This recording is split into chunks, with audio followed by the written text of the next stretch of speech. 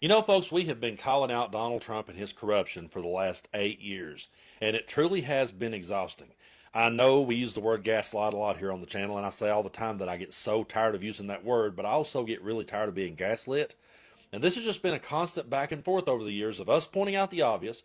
We'll point out something that Trump has said or done, and they'll say that we took that out of context, that's all just fake news. And they'll create some other story to counter that story and say that we didn't really see what we saw or hear what we heard. But then when we pin him down and prove that, yeah, he really said or did that, then they switch to, well, he had every right to do that. I mean, that's just the way it goes. They did the same thing with January 6th. One minute they will tell you, and they've went back and forth on this one ever since it happened. One minute they will tell you that it was a beautiful day, it was a peaceful protest. Black Lives Matter and Antifa got in there and stirred up the pot. That wasn't them. And the very next sentence, they will bait and switch and say, oh, yeah, we had every right to do that. That was our building. We were going to protest. We were going to take our country back. So they always go back and forth and back and forth. And it's just pretty relentless. And it gets really damn tiresome calling it out day in and day out. Then only later to have your points proven. Like in this next clip, Mike Johnson goes to bat for Trump. He goes to bat for him. He takes up for him, defends him to the death. And then at the end, he comes in and just admits out loud, yeah, you know, at least Trump just does it right out in the open. Take a look at this. I saw, as Speaker, a congressional investigation into President Biden's ties to his son Hunter's questionable business dealings to enrich him. You seem to think it was your responsibility to look into this sort of thing then. Yeah, Jake, big important distinction. The Biden crime family, as they were named, earned that title. Why? Because they used shell companies, fake LLCs, series of what appeared to be money laundering operations, and Hunter Biden, of course, with his difficult past and the corruption in his past, the family on the public dole or on the president's dole. You know, the president lied about his involvement in the business dealings. All of that, the evidence just piled up. And by the way, at the same time, the evidence of his diminished mental capacity, subject to your book, of course. I wish it had been published a year earlier, because everybody saw it. Everybody saw what was happening. He used the auto pen. And by the way, there's investigations right now going on in the House. Jamie Comer and the Oversight Committee will be investigating the use of the auto pen, when the president's mental capacity declined, and whether all those things are even legally valid now, given the obvious fact that he was not the one making the decisions. It's huge implications from all this. And so I think the American people had a reason to doubt, and we had great reason and I think a responsibility to investigate those things. The difference, of course, is that President Trump does everything out in the open. He's not trying to hide anything. There's no shell companies or fake LLCs or fake family businesses. He's putting it out there so everybody can evaluate for themselves. Notice how hard he goes after Biden and keeps repeating the Biden crime family. The one thing that I will give Maga and Donald Trump is they know how to come up with a cliche, something they can just repeat over and over and over again, and they will drill it into people's head, and if they repeat a lie long enough, eventually people will start to believe it. It's amazing to me just how hard these people will go to bat for a lie.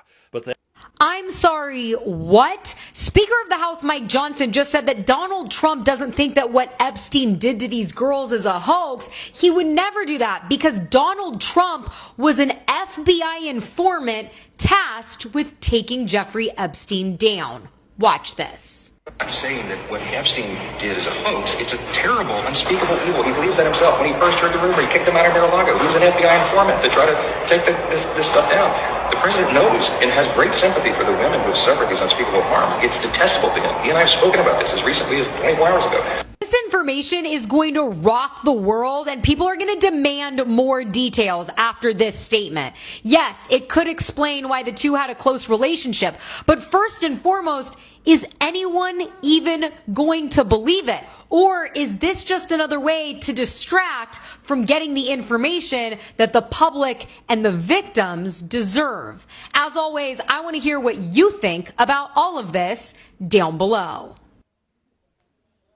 I can't believe Mike Johnson just slipped up and said Donald Trump was an FBI informant to the whole release the files case. Interessante. Mike Johnson may have just slipped up and let something out of the bag, and that is that the president was apparently an FBI informant informing on you-know-who. He was that himself. When he first heard the rumor, he kicked him out of Mar-a-Lago. He was an FBI informant to try to take this stuff down.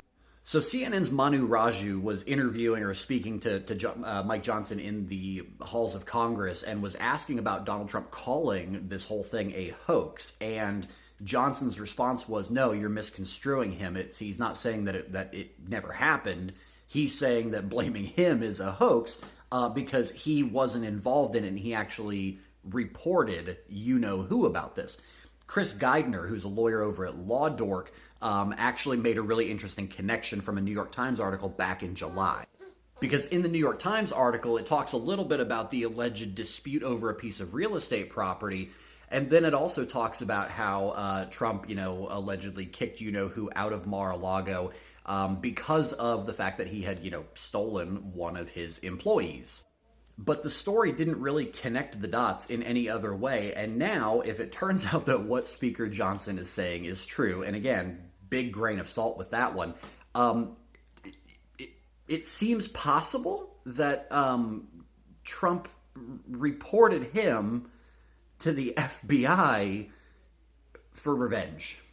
But one of the bigger questions that this poses is, how did Trump turn him in and cooperate with the FBI if he didn't know what he was? We have some news right now. Speaker Mike Johnson is now claiming that Donald Trump was an FBI informant that helped the FBI take down Jeffrey Epstein. Yes, I'm serious. Meanwhile, Donald Trump is saying that the Justice Department has done its job and that it's time to end this essentially Epstein charade. Mike Johnson said that today at the United States Capitol. Then Donald Trump followed up. All while there are still over 100,000 pages of Epstein files in the Justice Department's possession that have not been released publicly. And if Donald Trump was this FBI informant who saved the day, then he should want the files released, right? I'm laying down because I can't move my back. But this news is still very important because the Epstein survivors deserve the truth. They deserve answers. And right now, well, the Trump administration isn't giving them any. And while Donald Trump and Mike Johnson want to move on from this Epstein stuff, I'm not going to let him. I'm going to continue asking the tough questions, so be sure to subscribe to support my work at the link in my bio to my Substack, spread the word, and follow along, stay up to date on all the news you need to know about. There'll be much more to come.